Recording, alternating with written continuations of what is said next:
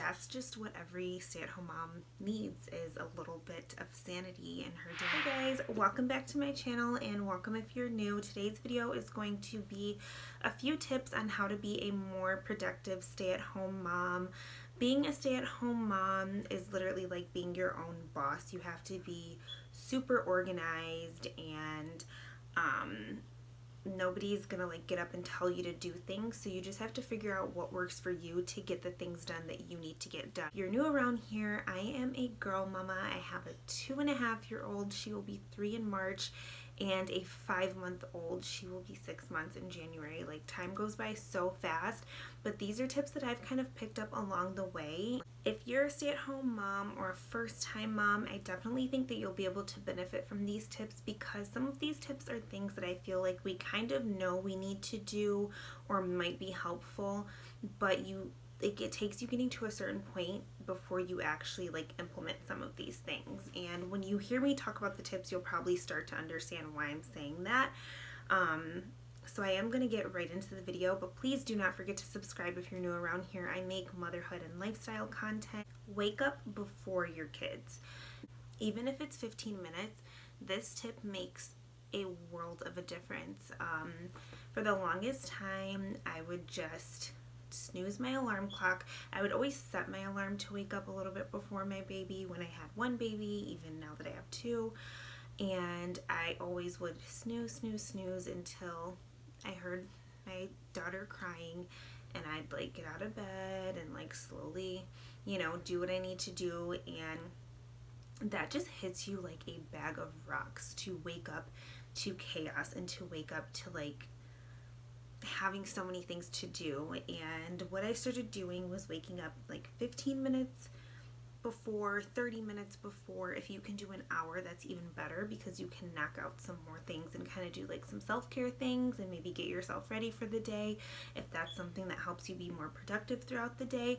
I personally just like to be able to sit down and drink my morning coffee or morning tea and collect my thoughts and not be like bombarded first thing in the morning. So that's something that really helps. And I heard that a bunch of times, and I'm just like when I would hear it, I was like, okay, there's absolutely no way I'm going to be waking up 30 minutes early, an hour early, when I'm going to sleep so late and I'm just exhausted. But it honestly makes a difference, and it helps you throughout your whole day. Like that 15 minutes of sleep or 30 minutes of sleep, you think it's a big deal and you need it, but it really isn't. Believe me, wake up before your kids.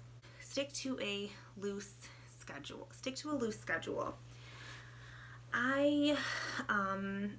This is another thing that took me a really long time to come to terms with, because I kind of felt like being a stay-at-home mom, I didn't really need to be on so much of like a schedule. And that was kind of the luxury of being a stay-at-home mom, and we could kind of like feel our way through our day and do what we felt like we wanted to do, and it was like our world. I was wrong. With my first daughter, I was very lenient on schedules. I was very lenient on like going places and being out and about. And now with my second daughter, I've buckled down so much on schedules, and she sleeps way better through the night. Her naps are more on schedule. We plan our shopping trips around her schedule, and it's just super beneficial for her and for me, because when she is awake, she's like happy and jolly. She knows to expect when to go to sleep. I know when to expect to put her to sleep, and then I can plan my day and I can plan other like events and stuff all around her schedule. So sticking to a loose schedule, waking up around the same time, going to bed around the same time, doing like playing around the same time, going out, running your like, for example, running your errands. I prefer to run my errands before nap time, and I like to kind of have nap time be my deadline,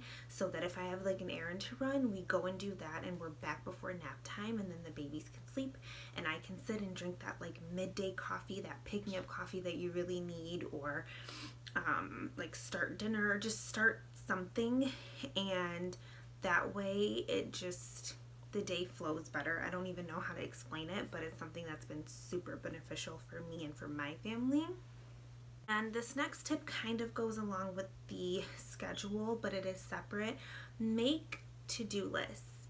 I'm kind of going back and forth. I like weekly to-do lists, and I also like daily to-do lists. If you're waking up earlier than your kids, you can kind of sit down and make like a little to-do list, and that can help navigate your day, and you can incorporate it into your schedule, whether it's like cleaning things or errands you need to run or appointments you need to make or appointments you guys have. I like to do something weekly and then kind of look over it in the morning, because I notice if I sit down to write a to-do list every single morning, it's like I feel the like pressure to put something on there, and I put things on there that I don't really plan on getting done, but it just like looks good to put it on there. I don't know if that makes sense, but that's something that I would do. So I like to kind of sit down on a Sunday and sorry, I'm playing with my hair so much. I like to sit down like on a Sunday or Monday, look at the week, write the things that I would kind of like to get done, and then I can just tweak those lists every morning rather than like writing a brand new to-do list every single morning. My next tip is another lifesaver. Honestly, all these tips are like golden tips, believe me. Like, I used to struggle with getting a schedule down packed. Sometimes I would just feel overwhelmed in my days or feel like I didn't accomplish anything. And when I started implementing these tips, let me tell you, everything changed.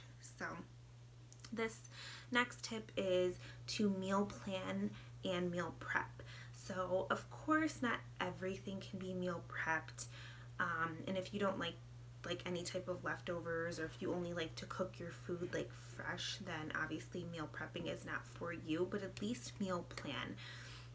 Like I said, when you sit down and you're planning your weeks, also plan your meals, what you're gonna make Monday through Sunday. Base your grocery list upon that.